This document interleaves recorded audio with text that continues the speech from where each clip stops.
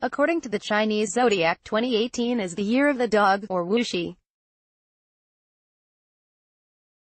In the Chinese sexagenary cycle, which historically was used for reckoning time in China, the dog symbolizes luck. According to Chinese folk religion, the year of the dog, which recurs every 12 years in the cycle, is considered a challenging year in which harmony is crucial to achieving prosperity.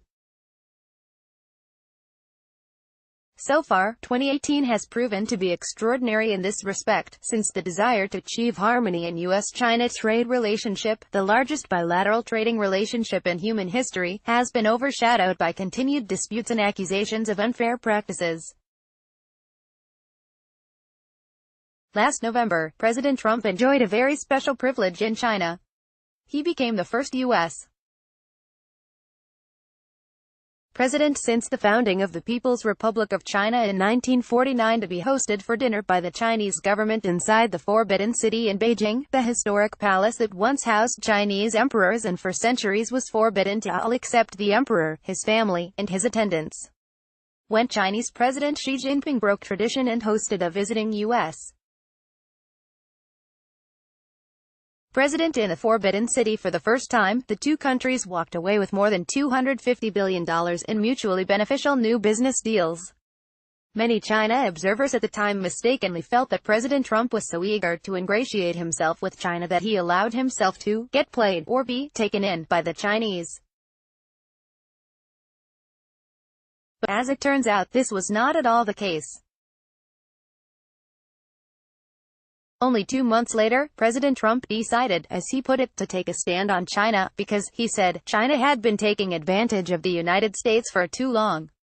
He therefore levied a 30% tariff on the import of Chinese solar panels. China is a world leader in the manufacturing of solar panels. On the same day, he imposed a 20% tariff on Chinese-made washing machines in order to protect Whirlpool and other U.S. manufacturers. The tariff applied to the first 1.2 million units imported during the year. To put that into perspective, China exported $425 million worth of washing machines to the United States in the previous year. Later on, in March, the Trump administration imposed tariffs on imports of Chinese steel and aluminum. At the same time, it released a report alleging that China was engaged in unfair trade practices, such as intellectual theft, under Section 301 of the U.S. Trade Act of 1974. As a result, over 1,300 categories of Chinese imports were subsequently targeted for tariffs. Thus, began the U.S.-China trade war that we have witnessed this year. This trade war has not simply come upon us with unsettling speed, it has also spilled over into other areas such as national security, technology transfers, immigration, and even joint educational initiatives. The Chinese stock market has plummeted. China has felt emboldened to contravene U.S. sanctions on Moscow, which were introduced in response to Russia's destabilizing actions in Ukraine and its alleged interference in U.S. politics. China broke the sanctions by recently purchasing 10 Russian Sukhoi Su-35 fighter jets and S-400 missiles. As trade officials in both countries have worked hard to find ways to de-escalate the dispute, it has only escalated into a full trade war. In September, President Trump suddenly levied a 10% duty on $200 billion worth of Chinese imports, signaling that the dispute may not end anytime soon. Indeed, this duty could rise to 25% next year, and President Trump has threatened to place duties on a further $267 billion of made-in-China goods. He has also indicated that he wants eventually to slap tariffs on all imports from China. With China planning to retaliate by levying duties on $60 billion of American goods, it appears the trade war may well continue to escalate. President Trump's actions came as somewhat of a surprise to many longtime China observers. It appears they may have even caught the Chinese government off guard, despite the fact that Trump gave repeated indications of his coming actions during his presidential campaign. It is clear that companies in both countries, the world's two largest economies, will be hurt by the tariffs.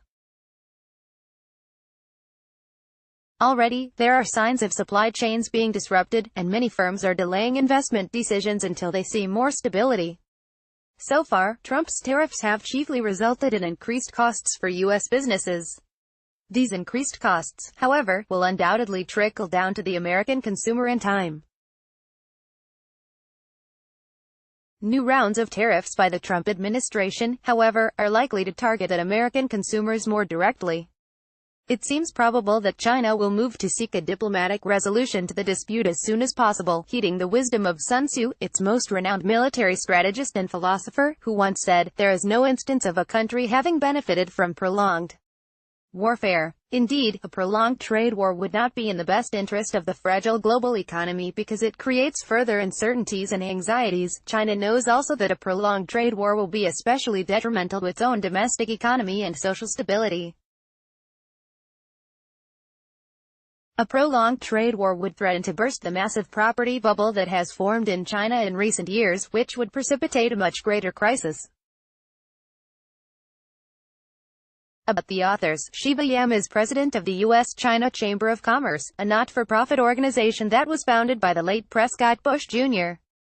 and dedicated to promoting trade and investment activities between the United States and China. Paul Nash, Ph.D., is a contributing editor with Diplomatic Courier magazine.